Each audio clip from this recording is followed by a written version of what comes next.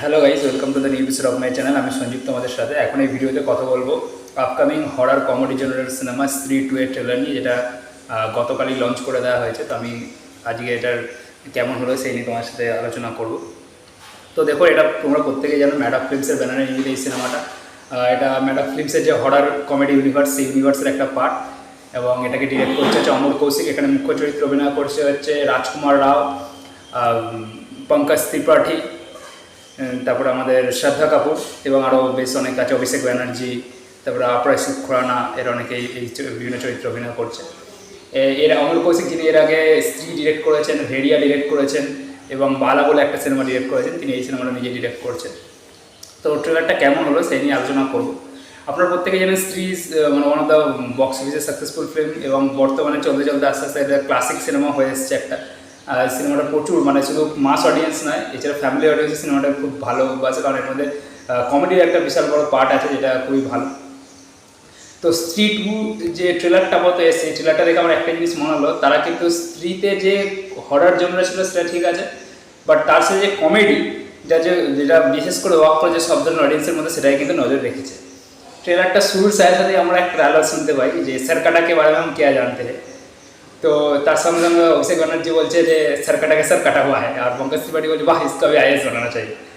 তো এই মানে এইটাই আমি মোটামুটি 3বার মতো দেখেছি ট্রেলারটা, এবং 3বারের আমি আর 6-7বার আমি খালি ব্যাক করে ওই জায়গাটাকে শুনেছি, মানে এত হাসি পাচ্ছে। আরে সরকারের বারে में क्या जानते हैं, সরকাটাকে স্যার কাটা हुआ है, इसको तो अभी आईएएस बना देना चाहिए।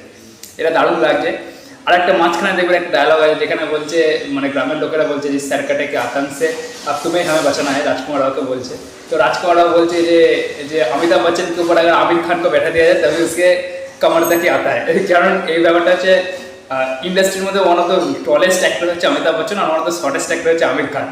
তো দুটোকে কম্পিটিশন করেছে, এর উপর ওকে বসিয়ে দিল, ধরো মাথা কোমর পর্যন্তই আসে।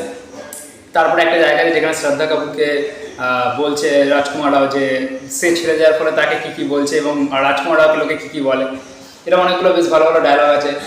ট্রেলারের শেষের দিকে একটা ভালো ডায়লগ আছে। তো কমেডিটায় কিন্তু মানে ট্রেলারে কিন্তু প্রচুর পরিমাণে হাসির পার্ট রয়েছে, ঠিক আছে। তো কমেডিটা বেশ ভালোভাবে ওয়ার্ক করেছে পুরো ট্রেলারটা জুড়ে।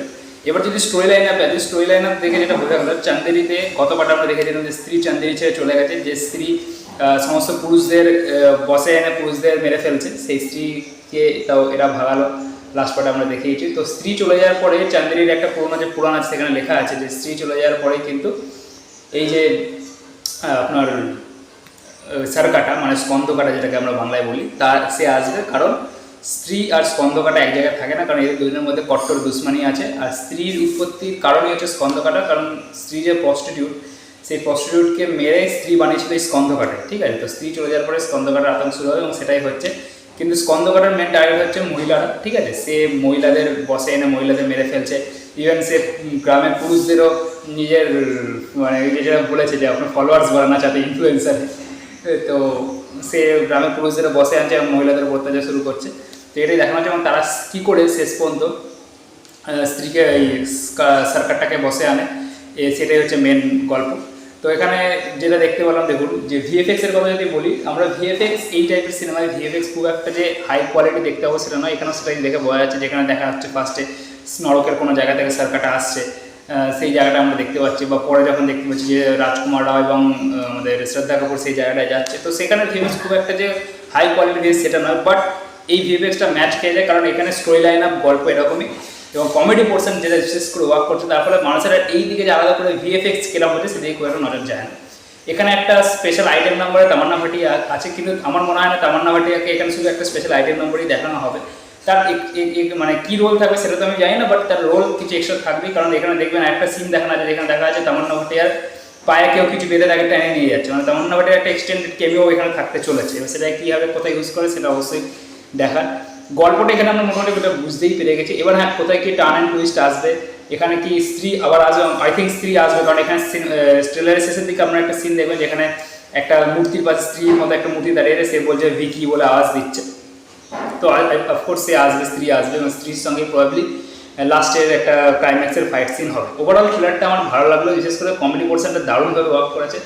হরার পোর্শন যে একেবারে ওয়ার্ক করেনি আমি এটা বলবো না, কিছু কিছু জায়গায় হরার পোর্শন ওয়ার্ক করে, যেমন এই ফার্স্ট যে সিনে যেখানে একটা মুন্ডু গড়িয়ে গড়িয়ে আসছে এবং মেয়েটাকে হঠাৎ করে মেয়েটার দিকে তাকিয়ে চিল্লে উঠলো, ওই জায়গাটা কিছু কিছু জায়গায় হরার পোর্শন কাজ করেছে। বাট আমার কাছে বেশি কমেডিটাই কাজ করেছে, কমেডিটা দারুণভাবে ওয়ার্ক করেছে, ঠিক আছে। যেটা পঙ্কজ ত্রিপাঠী আর অভিষেক ব্যানার্জি অ্যান্ড এই যে অপরিচিত খুরানা, এদের কমেডিটা অফকোর্স রাজকুমার রাও আছে, বাট এদের কমেডিটা বেশি ওয়ার্ক করছে, কারণ এটা তো সিরিয়াসলি অ্যাক্টিংয়ের মধ্যে কমেডি করে, তো এটা বেশিভাবে ওয়ার্ক করছে। আর আমার পার্সোনালি মনে হয় যে বোস যে সিনেমাটা করেছিল রাজকুমার রাও, ওটার বাদে স্ত্রী এমন একটা সিনেমা যেটা তার কেরিয়ারের one of the best cinema. তো এটার পার্ট 2 আসছে এবং 15 আগস্টে এটা রিলিজ করছে, এর সঙ্গে খেল খেলমে রিলিজ হবে, ভেদা রিলিজ হবে। তো খেল খেলকেও কিন্তু একটা কমেডি হরার জন্যেরই সিনেমা হবে। তো দেখা যাক যে ওই সিনেমাটা কতটা কী অফ করতে পারে, কিন্তু স্ত্রীর একটা কিন্তু ফ্যান ফলোয়িং আছে, কারণ তার ফার্স্ট পার্ট অবশ্যই হিট হয়েছিল। তো দেখা যাক এটা কতটা কী করতে পারবো। ফর দ্য বেস্ট, আজকে ভিডিও এইটুখানে, দেখা হওয়ার পরে ভিডিও। Thank you.